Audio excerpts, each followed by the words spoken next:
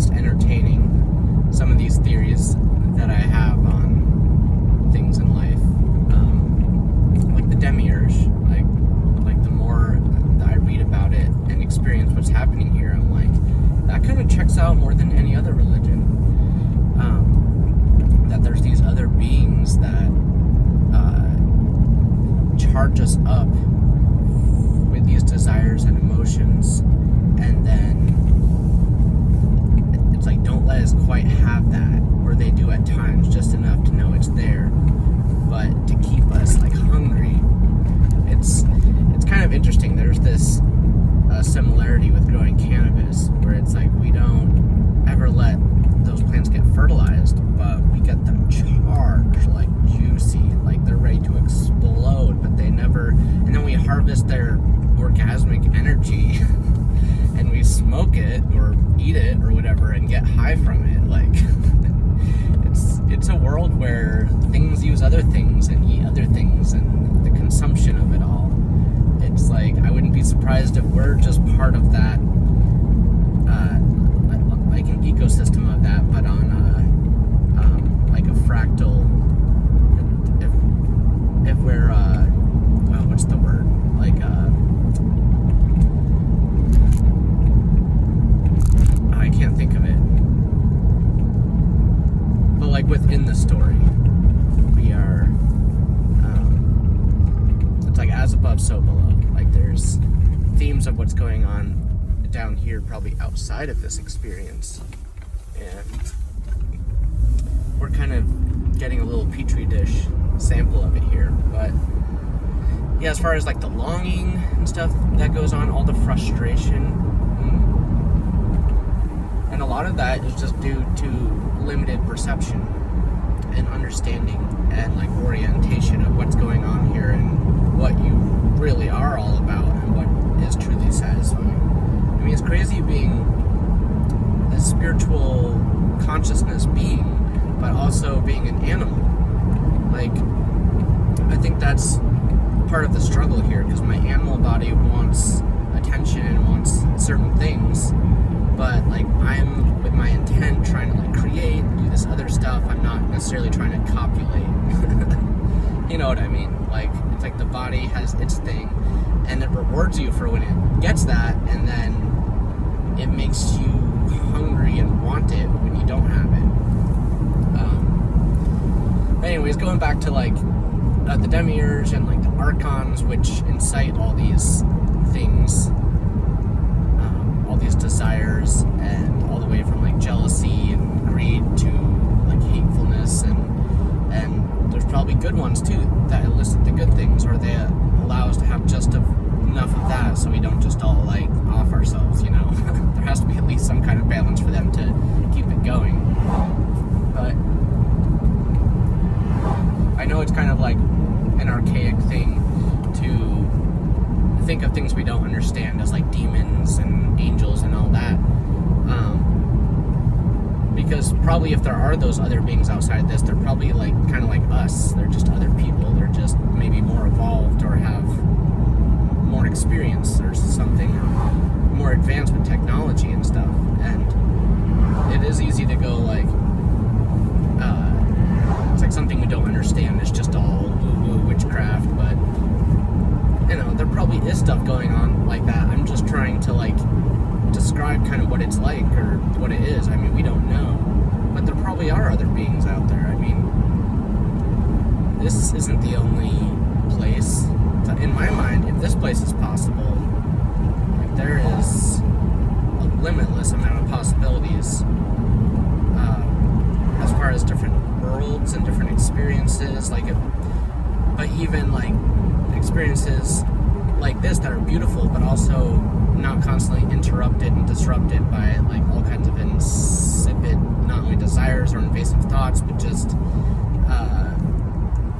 the ways people act and stuff. It's just like, it's pretty infantile here compared to what it could be. What I'm saying as far as like social, the consciousness of like the zeitgeist. It's a very peculiar thing, but I'm very imaginative, and I like to think that Like, it gives me hope to realize that there are other possibilities. And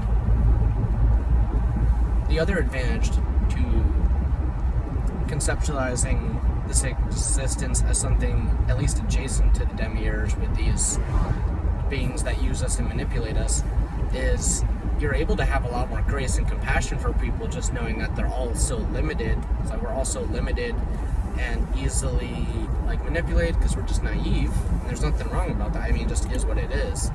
Like, we could have had perhaps like better mentorship or examples, like people that can demonstrate like a healthy way to teach things and learn things. I mean, there are healthy ways out here. There's just a lot of toxic ways. And a lot of this goes back to the last song I wrote called Don't Hate the Player, Hate the Game. So it's helped me have more grace for my fellow Earth citizens. And that's why I like to talk about it, because I'm always trying to find something to orient myself, to give myself a better perspective for things happening here. Because relationships are fragile, like it's like bridges get burned. I see it amongst my friends. I don't really have any bridges burned. Like, there was one, but that person's actually not alive anymore, and not because of me, just they had a health thing going on. But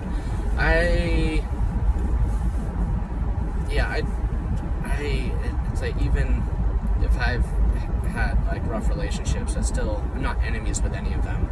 I have grace. They're just at different paths in life and perceive things differently and have different values and different aesthetics of living. And there's just all these frustrations that get built up in life. I guess for me, it's a sexual frustration. That's one. Like, I want to be able to have fun and be sexually active while I'm like young and like pretty and like very able.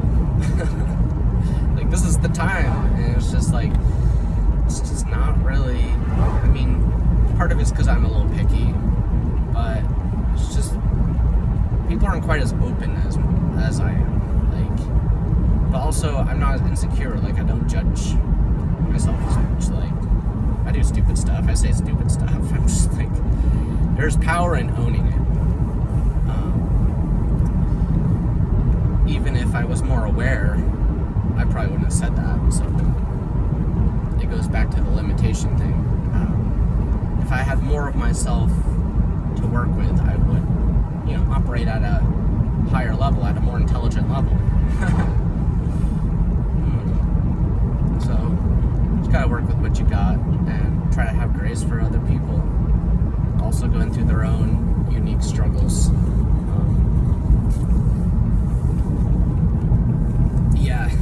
It's interesting entertaining these beliefs. I like entertaining them, but not necessarily giving my faith away to them. I just be like, oh, that would kind of check out if there's, it would make sense if there's other beings or aliens or whatever you want to call them, just others, the others, like, that we don't know or don't see here.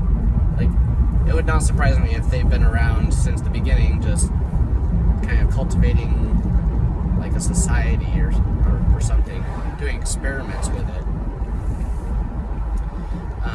And that's why they don't want us to know, because it's like, once we find out, they're going to be like, it's like we're going to have this whole upheaval, because it'll be like, you were here the whole time and blah, blah, blah, and like basically uncover everything under the carpet or whatever. It's like, oh, so I think it really would shift to don't hate the player, hate the game, because they're the ones behind the scenes pulling the strings and like putting in little ideas or little all the way from like resenting someone and it's like inciting uncomfortable things against a person that makes it sound like it's that person's thoughts, all the way to like manipulating like world leaders and like actually like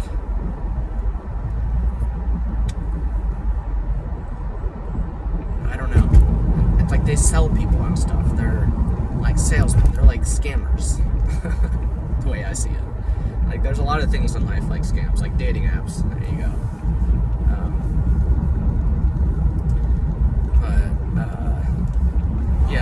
because there's not that many people like me, like I go to these open mics and stuff, and there's not really hardly anyone my age. I'm like, where are they all? Are they all on Reddit? Or, like, I don't know. It's like probably going to some cool show or something. But the friends I have are good. I don't want to complain about my friends. I have a very sweet little community of wonderful people, beautiful people.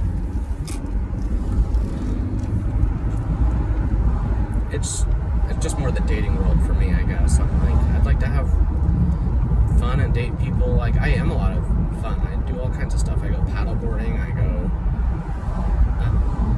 backpacking, I go camping, I go snowboarding, I play music, I write music,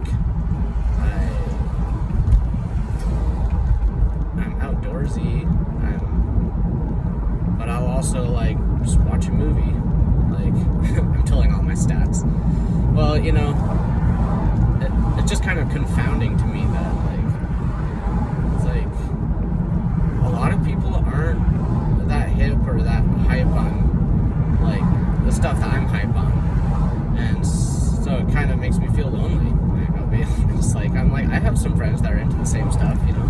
That's part of what, like, helps us have a strong friendship, is we both have activities that we like to do that are that we enjoy doing together. And so my friends, that's how it is, you know. But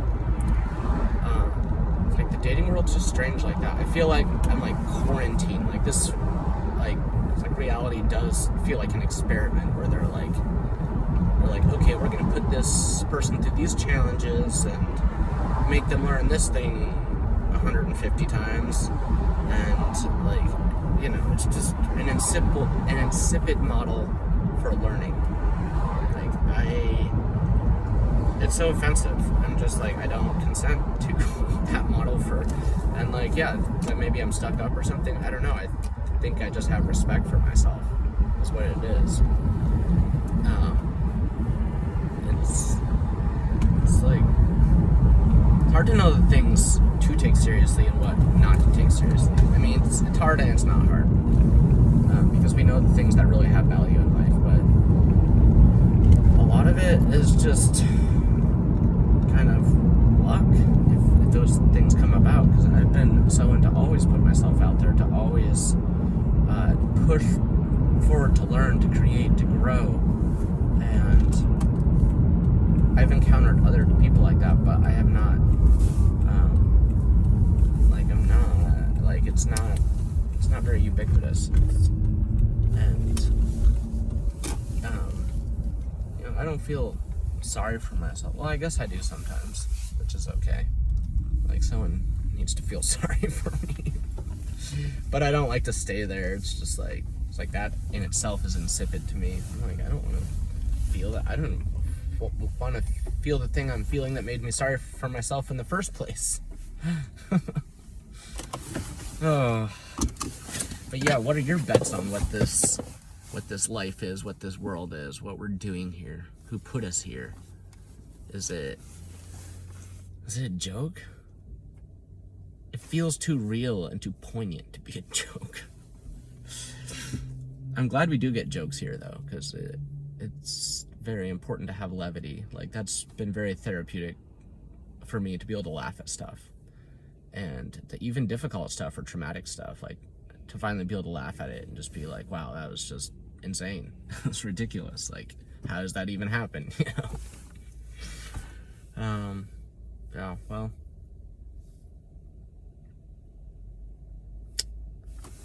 love to hear from you.